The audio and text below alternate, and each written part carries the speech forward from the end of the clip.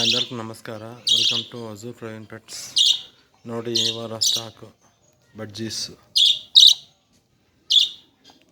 20 peer ಇದ್ದಾವೆ. ಇಲ್ಲಿ ಇದು ಹೋಲ್ಸೇಲ್ ಕೊಡ್ಬೋದು,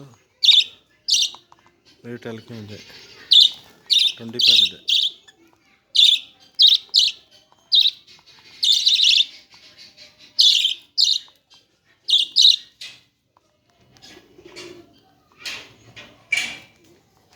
ಚಿಕ್ಸ್ ಎಲ್ಲ ಮರಿಗಳೇ, ಎಲ್ಲ